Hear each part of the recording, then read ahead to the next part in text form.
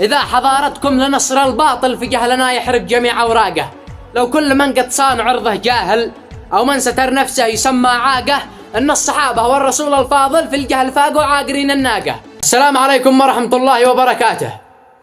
نزلت قناة الجزيرة مقطع قبل فترة تتكلم فيه عن محاربة اليمن للملابس الرجالية والنسائية المخلة بالآداب وبالدين الإسلامي وبالعادات والتقاليد اليمنية، حتى أن المقطع كان فيه استهزاء باليمنيين. البحث عن أي مخالفات تسمى برمودا ومكتوب عليها عبارات حب دونها أحبك يا عمري، أحبك وينك أنت يا عمري، بموت فيك. طبيعة المخالفة في هذه البضائع. تقول الوزارة: فرقنا الميدانية ضبطت كميات الملابس تحمل عبارات وشعارات خادشة للحياة.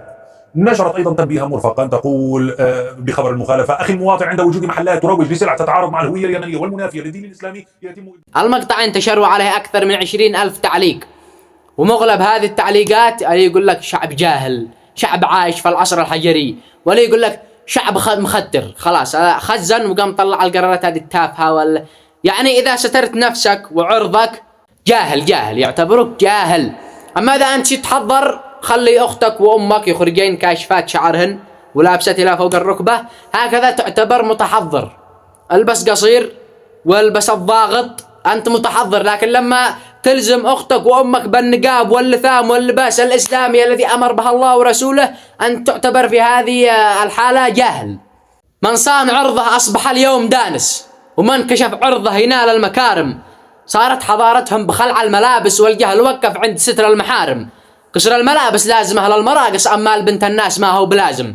والذي دخل والقات في الموضوع يقول لك شعب هذا خزن وقام يطلع القرارات هذه. يا أخي لا تتكلم عن القات والخمور في بلدانكم. إذا احنا شعب مخزن، شعب يأكل القات، أنتم تشربوا الخمور، أنتم تحتفلوا بافتتاح الخمور، خاصة الخليجيين. أكثر التعليقات خليجيين، أكثر المعلقين على المقطع اليمني هذا خليجيين.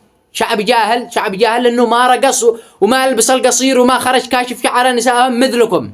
احنا شعب محافظ، شعب يمني. تمشي في الشارع تلقى كل النساء محجبات منقبات، ما تلقى بنت كاشف شعرها ولا تخرج بلبس مثل اللي بتخرجوا به في دول الخليج وفي الشوارع. احنا شعب محافظ وحافظنا على العادات والتقاليد، لذلك احنا نعتبر شعب جاهل في نظر الجميع. قال تقدموا نحو الشعاع القاتل وتحضروا والجهل له عشاقه. إذا حضارتكم لنصر الباطل في جهلنا يحرق جميع أوراقه. لو كل من قد صان عرضه جاهل أو من ستر نفسه يسمى عاقه، أن الصحابة والرسول الفاضل في الجهل فاقوا عاقرين الناقة. لو كل من قد صان عرضه جاهل أو من ستر نفسه يسمى عاقه، أن الصحابة والرسول الفاضل في الجهل فاقوا عاقرين الناقة. احنا مشينا نحو منهج عادل، والمنحرف منا قطعنا ساقه. ما عندنا موضوع بعد الفاصل، نفصل الموضوع وقت الفاقة.